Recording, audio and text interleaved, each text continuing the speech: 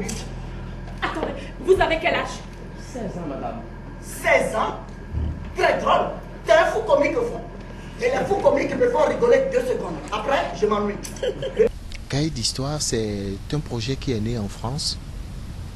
C'est un metteur en scène qui a sa compagnie et qui est directeur de la section jeux dans l'école qui est partenaire à notre école.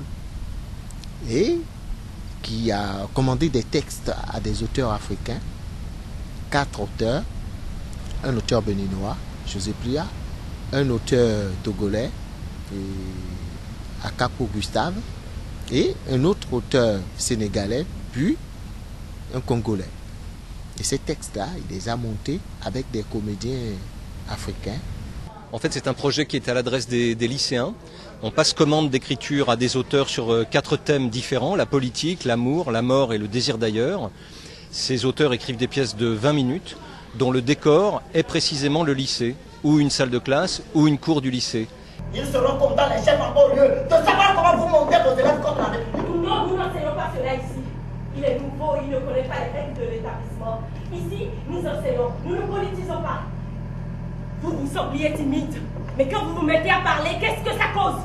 Parfois, il vaut mieux se taire. Je vais vous montrer votre classe. Si le directeur apprend tout ceci, il ne sera pas content de vous. Vous démarrez très mal. Écoutez la petite dame. Je ne suis la petite dame de personne. Madame, je suis le seul en droit d'aboyer. Vous faites très mal la chaîne. Pas assez dedans. De trop jolis ongles.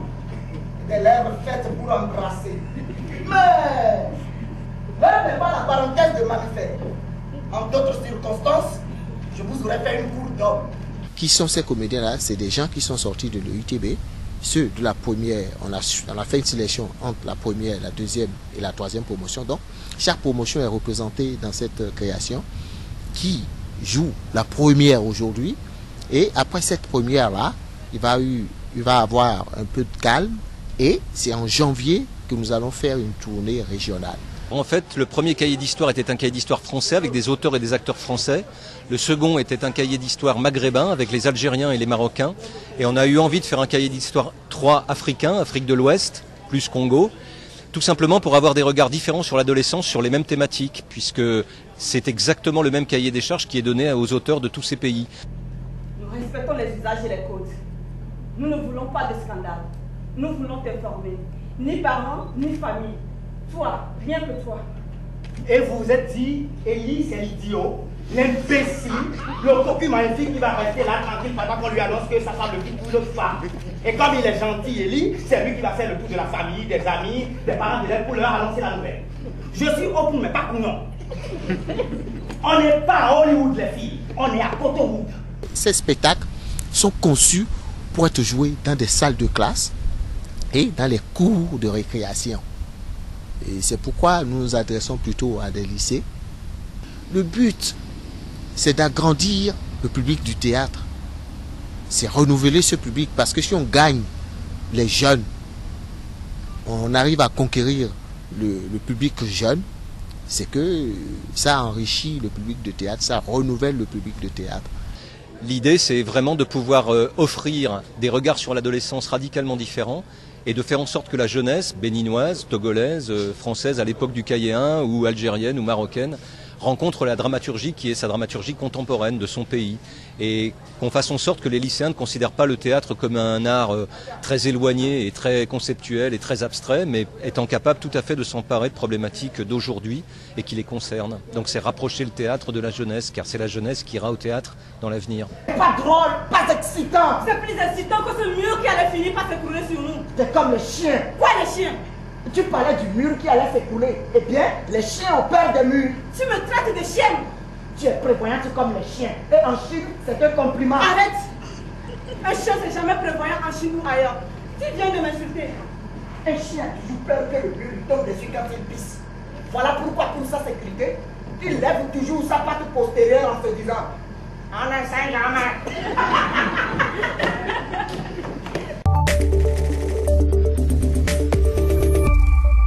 Le Pagne, un film fiction de 100 minutes de Moussa Amadou Guingaray, À travers ce film tourné dans la région de Maradi, le réalisateur veut faire briser les tabous qui entourent les questions de mutilation génitale féminine, les mariages précoces, viols et violences faites aux femmes.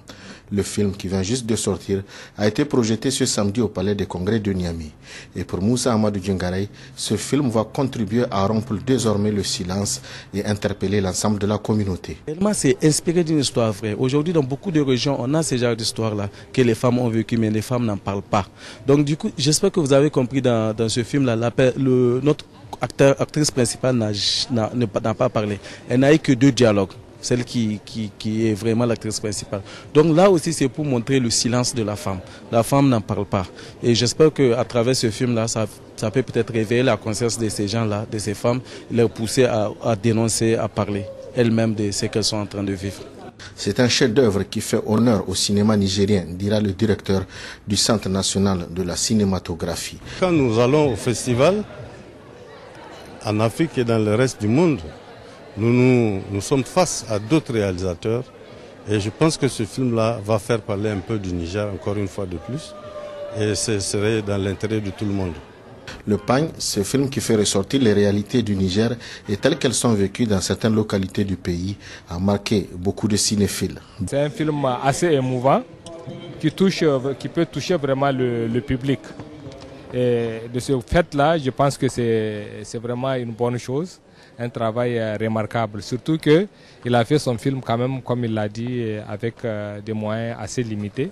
Mais on voit que c'est vraiment un film de qualité, avec des acteurs parfois de province, mais qui ont très très bien joué dans ce film-là. Le réalisateur Moussa Amadou Djingarey prévoit déjà de retravailler le film et de le soumettre en compétition internationale telle que le FESPACO.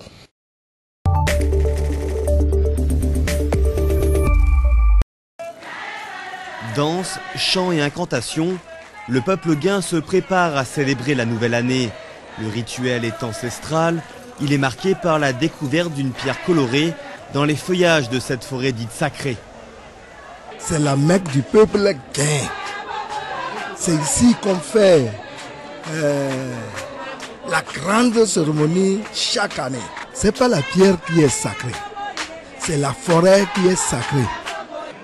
Après plusieurs offrandes et cérémonies tous de blanc vêtus, les dignitaires vaudous révèlent la pierre mystique sous les acclamations. Elle est bleue, une couleur qui appelle à l'unité et la réconciliation. La paix, la richesse, le bonheur qui sont attendus, qui sont prédestinés au Togo, au peuple guin, leur reviendra d'office. Pour les Guins, cette cérémonie, appelée Épée-Ekpé, est instituée depuis 1663 dans le sud du Togo. Pour cette 353e édition, des milliers d'adeptes du vaudou sont venus du Bénin, du Ghana, de la Côte d'Ivoire et du Nigeria voisin. Quelques touristes occidentaux ont même fait le détour.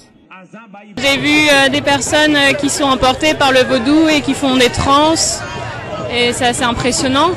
Cette année, la couleur bleue de la pierre évoque aussi la colère des divinités envers les prêtres et les chefs traditionnels qui se sont querellés sur le déroulement de la fête. Pour se réconcilier, plus d'offrandes sont demandées. L'aura du culte vaudou est loin de s'estomper.